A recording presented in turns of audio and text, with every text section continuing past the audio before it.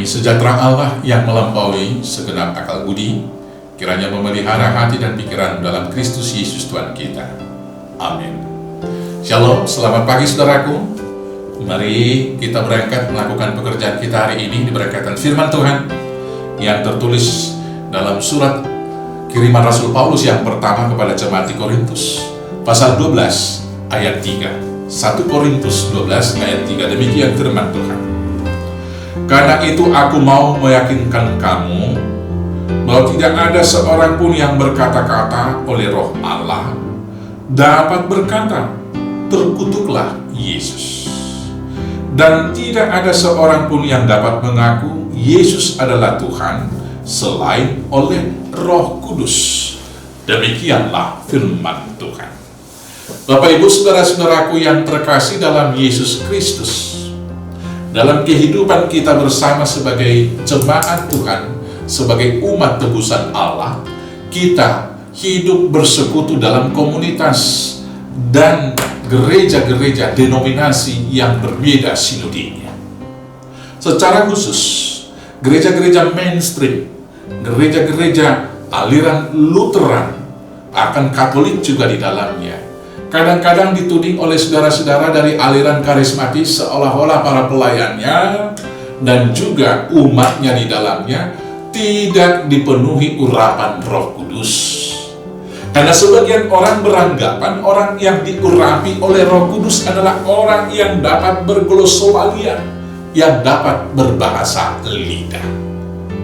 Maka saudara-saudaraku yang terkasih, karunia tentang rupa-rupa roh ini dipikirkan dan disimpulkan seolah-olah hanya karunia berbahasa roh.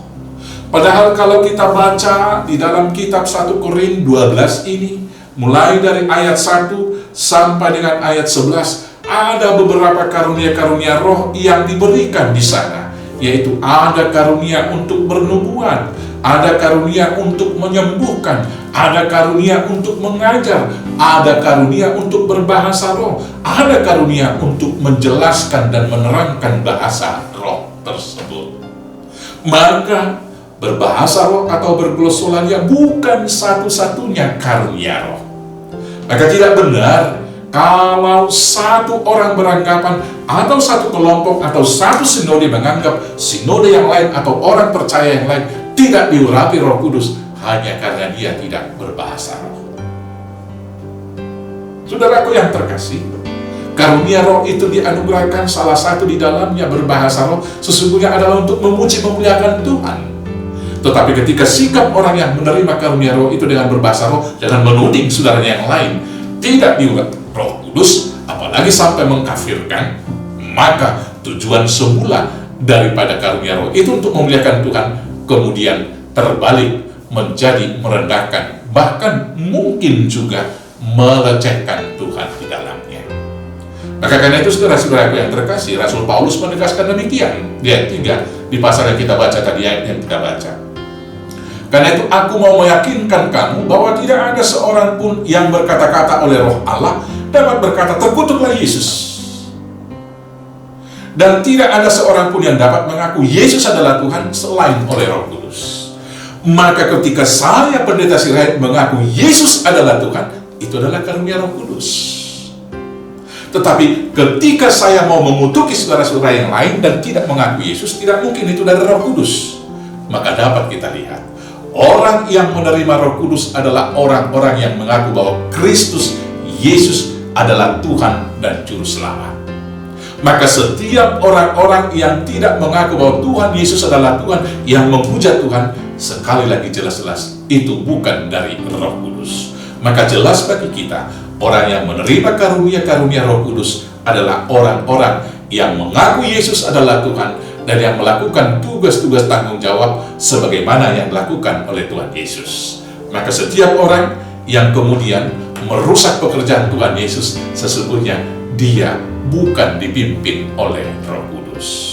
Siapa yang merusak persekutuan, siapa yang menuding, menyalahkan, dan bahkan memprovokasi kedamaian dari persekutuan, itu bukan dipenuhi oleh Roh Kudus. Karena itu saudaraku yang terkasih, kita yang telah menerima karunia-karunia roh, mari kita pakai karunia itu hanya untuk membangun persekutuan yang damai sejahtera dan untuk memuji memuliakan nama Tuhan kita.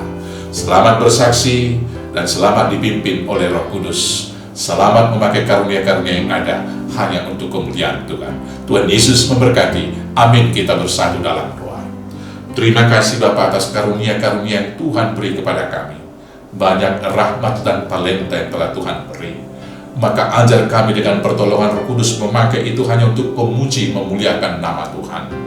Ajar kami untuk memakai karunia-karunia yang kami terima hanya untuk menyaksikan kemuliaan Kristus di dalam kehidupan kami. Maka hari ini berkati pekerjaan kami yang beragam dan usaha-usaha kami yang tidak dapat kami sebut satu persatu, agar segala hal itu kami lakukan hanya untuk memuji memuliakan nama Tuhan. Terima kasih Bapa, sertai berangkatkan kami melakukan tugas tanggung jawab hidup satu hari ini hanya dengan penyertaan Yesus Kristus Tuhan Juru Selamat kami yang hidup. Amin. Shalom, selamat beraktivitas. Tuhan Yesus memberkati. Horas, horas, horas.